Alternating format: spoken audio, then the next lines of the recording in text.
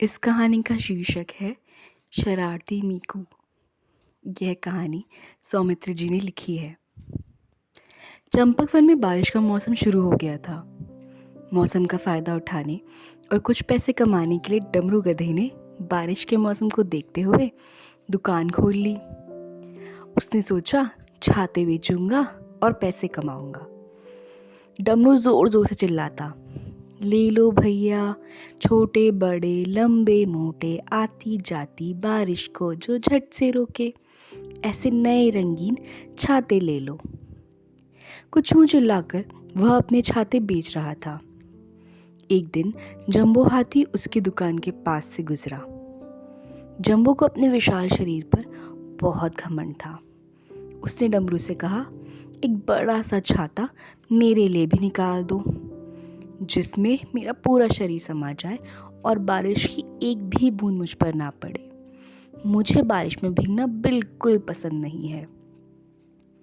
डमरू ने जंबू को एक बड़ा सा छाता निकाल कर दे दिया। जंबो छाता लेकर आगे बढ़ा ही था कि बूंदाबांदी शुरू हो गई। उसने अपना नया छाता खोला और मुस्कुराता हुआ अपने घर की ओर जाने लगा। रास्ते में उसे मीकू चूहे ने रोका और कहा, सुनो जंबो, बारिश हो रही है, मैं अपना छाता घर भूल गया हूँ। आप मुझे अपने छाते में थोड़ी सी जगह दे दो और घर तक छोड़ दो।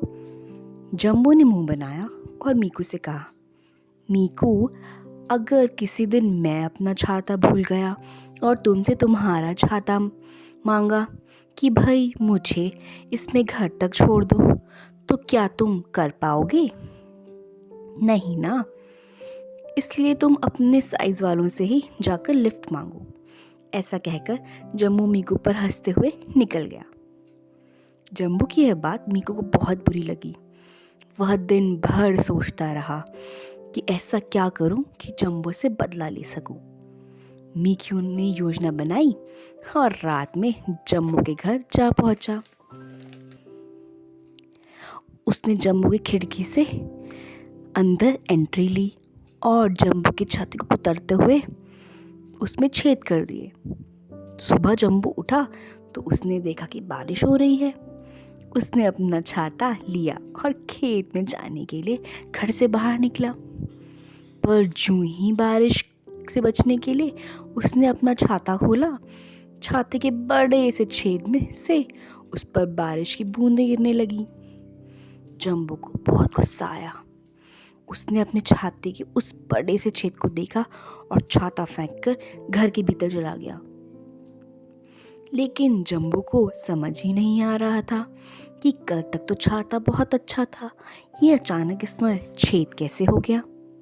इधर मीकू छिपकर सब देख रहा था और खुद हंस रहा था।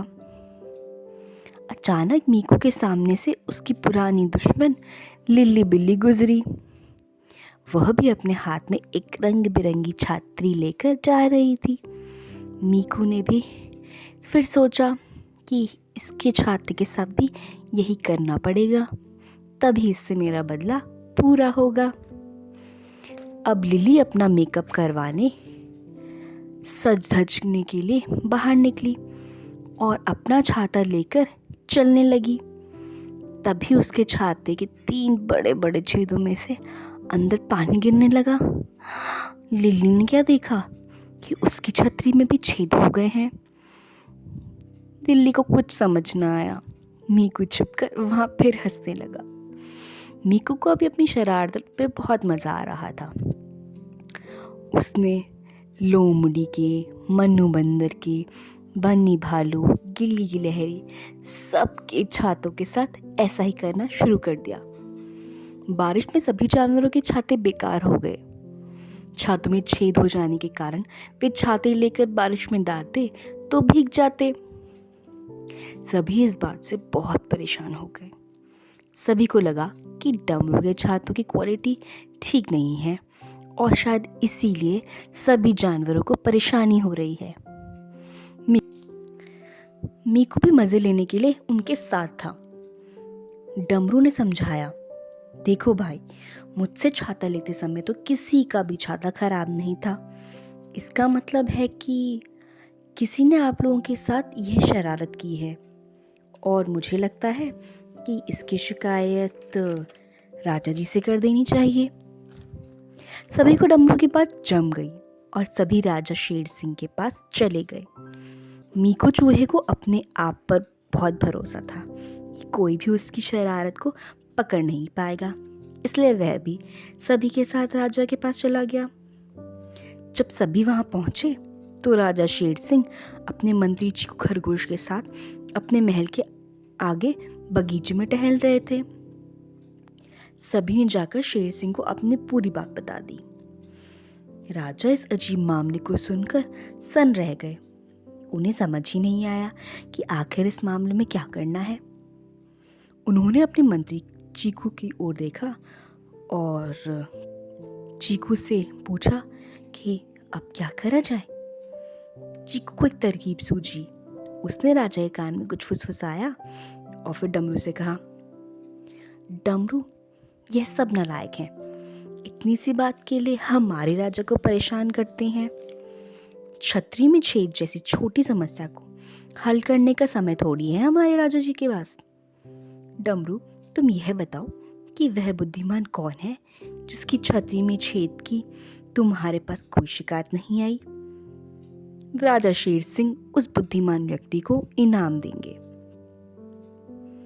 मीकू इनाम की बात सुनकर खुद को रोक नहीं पाया और छट से चिल्ला पड़ा, अरे यह डमरू क्या बताएगा? मैं हूं वह बुद्धिमान जिसकी छतरी में एक भी छेद नहीं है, और यह रही मेरी छतरी, चाहो तो खुद देख लो।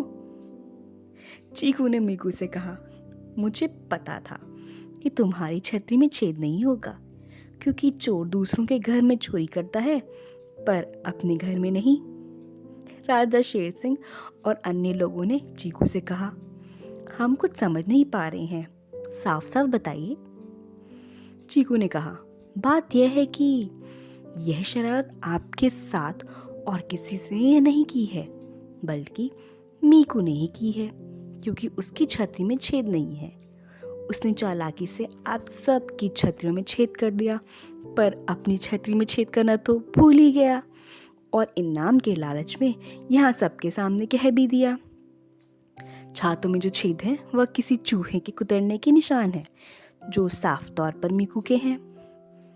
सभी मीकू की तरफ देखकर उसे घूरने लगे।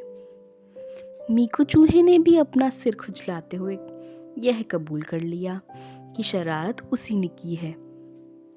राजा शेर सिंह को मीकू चूहे को सजा सुनाने की बजाय उसकी इस अजीब शरारत पर हंसी आ गई।